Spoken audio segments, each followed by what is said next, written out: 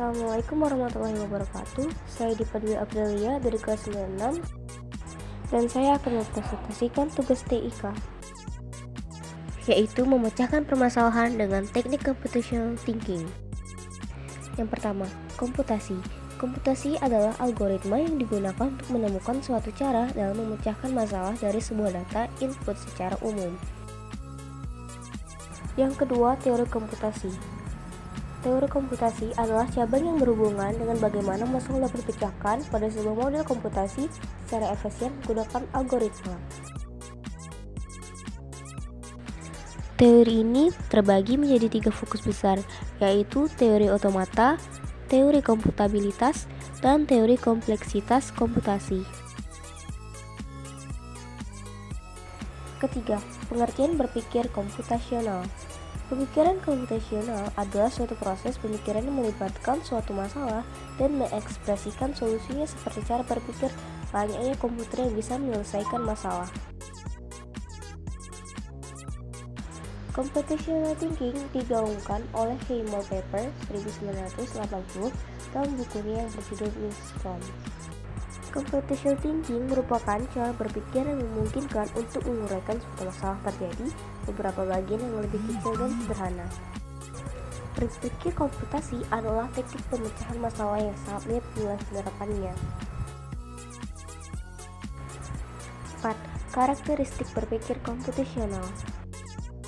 Karakteristik berpikir komputasional terbagi menjadi 6 bagian, yaitu A. Mampu memberikan pemecahan masalah menggunakan komputer atau perangkat lain. B. Logika dalam pengelompokan dan menganalisa data. C. Mampu melakukan representasi data melalui abstraksi dengan suatu model atau simulasi. D. Mampu melakukan otomatisasi solusi melalui cara berpikir algoritma. E. Mampu melakukan identifikasi, analisis, dan implementasi solusi sumber daya yang efisien. F. Mampu melakukan generalisasi solusi untuk berbagai masalah berbeda. Berpikir komputasional memiliki beberapa karakteristik sebagai bergerak. A. Identifikasi. B. Analisis. C. Implementasi solusi. 5. Metode berpikir komputasional. A. Rekomposisi. B. Pengenalan pola. C. Abstraksi. D. Algoritma. Dan ini sebagai penjelasannya. Rekomposisi berfungsi untuk membagi masalah-masalah dalam lingkup yang lebih kecil. B. Pengenalan pola untuk mengenali pola kesamaan umum dari masalah-masalah.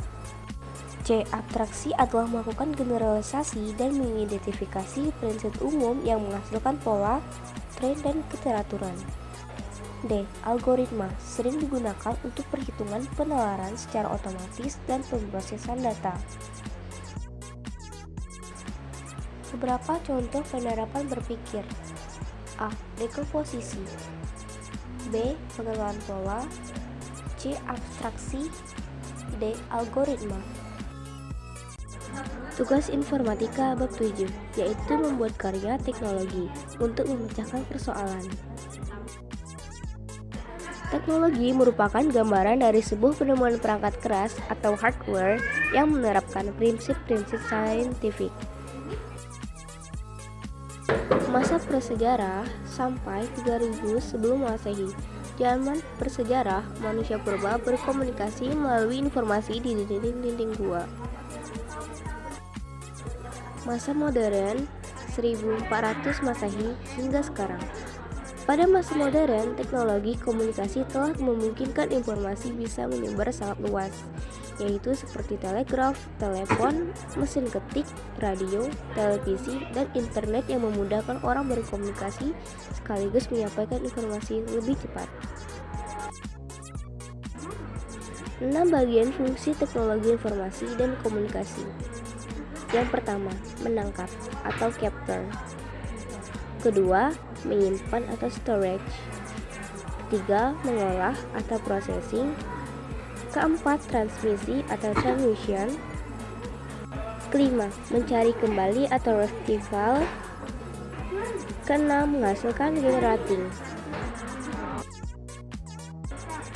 Tujuan utama teknologi yaitu memecahkan suatu masalah, membuka kreativitas, meningkatkan efektivitas dan efisiensi dalam melakukan pekerjaan. Contoh tujuan teknologi sebagai berikut, yaitu tujuan teknologi informasi dapat memecahkan masalah. B. Tujuan teknologi informasi dalam membuka kreativitas. C. Tujuan teknologi informasi efektif dan efisien. Mengimplementasikan computational thinking untuk memecahkan persoalan. Apa yang dimaksud dengan berpikir komputasi? Yaitu teknik pemecahan masalah yang sangat luas wilayah penerapannya. Bagaimana cara pengimplementasinya? Yaitu dengan memahami masalah, mengumpulkan semua data, lalu mulai mencari solusi dengan masalah. Dalam computational thinking ada yang disebut dengan dekomposisi. Sejarah komputasi modern. Komputasi modern adalah sebuah konsep sistem yang menerima instruksi-instruksi dan menyimpannya dalam sebuah memori.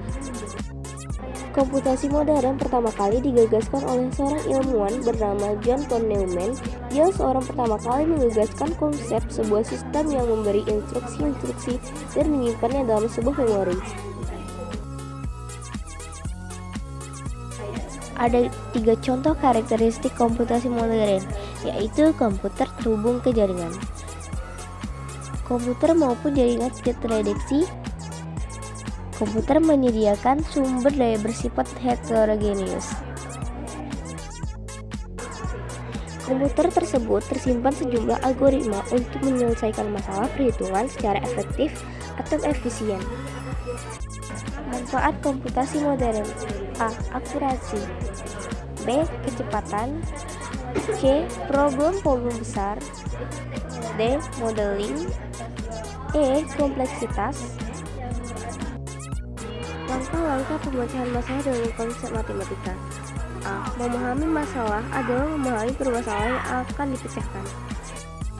B. Membuat perencanaan selesai. Terdapat 3 contoh, yaitu mengumpulkan data, analisis informasi. Jika macet, bantuan masalah disudutkan berbeda.